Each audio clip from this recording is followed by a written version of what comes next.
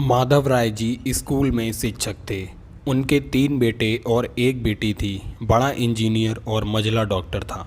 दोनों की शादी बड़े घराने में हुई थी। दोनों अपनी पत्नियों के साथ अलग अलग शहरों में रहते थे। बेटे की शादी भी उन्होंने खूब धूमधाम से की थी। सबसे छोटा बेटा पढ़ाई में ध्यान नहीं लगा पाया था। 11वीं के बाद उसने पढ़ाई छोड़ दी और घर में ही रहने लगा। कहता था मुझे नौकरी नहीं करनी, अपने माता पिता की सेवा करनी है। पर मास्टर साहब उससे बहुत नाराज़ रहते थे। उन्होंने उसका नाम नालायक रख दिया था। दोनों बड़े भाई पिता के आज्ञाकारी थे, पर वह गलत बात पर उनसे भी बहस कर बैठता था।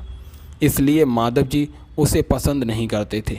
जब माधव जी रिटायर हुए तो जमा पूंजी कुछ भी नहीं थी। सारी बचत दोनों बच्चों की उच्च शिक्षा और बेटी की शादी में खर्च हो गई थी। शहर में एक घर, थोड़ी ज़मीन और गांव में थोड़ी सी ज़मीन थी।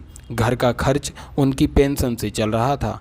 माधव जी को जब लगा कि छोटा सुधरने वाला नहीं है तो उन्होंने बंटवारा कर दिया और उसके हिस्से की ज़मीन उसे देकर उसे गांव में ही रहने भेज दिया।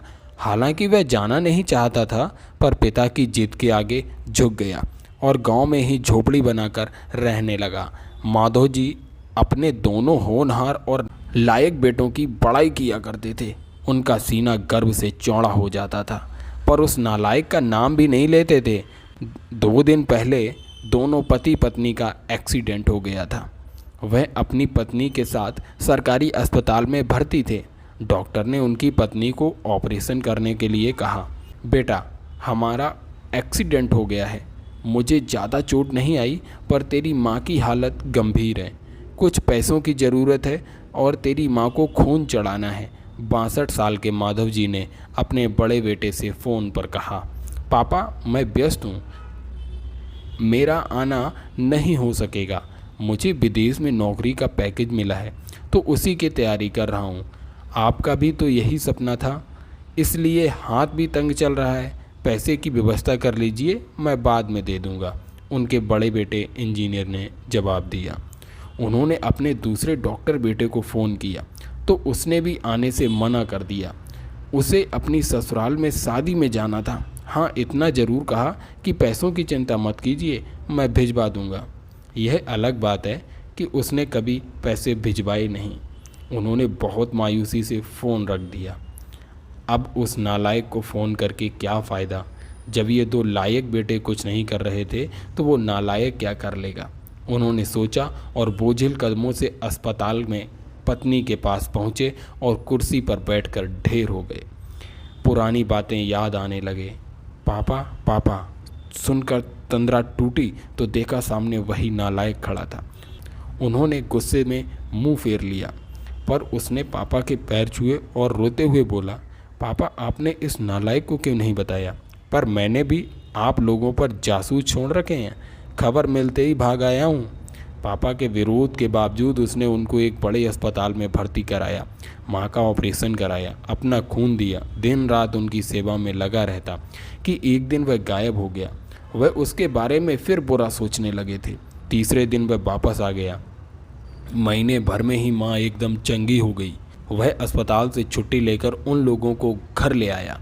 माधव जी के पूछने पर बता दिया कि खैराती अस्पताल था, पैसे नहीं लगे, घर में नौकरानी थी।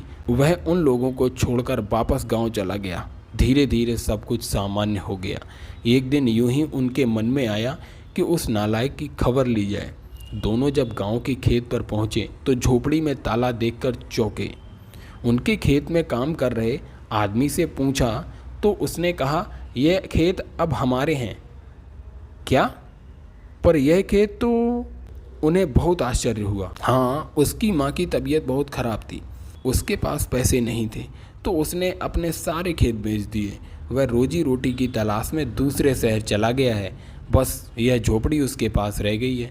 यह रही उसकी चाबी, उस आदमी ने कहा।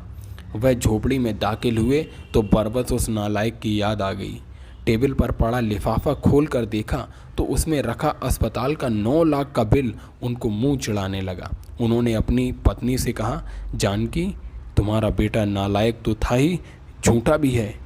अचानक उनकी आंखों से आंसू गिरने लगे और वह जोर से चिल्लाए, तू कहाँ चला गया नालायक, अपने पापा को छोड़कर।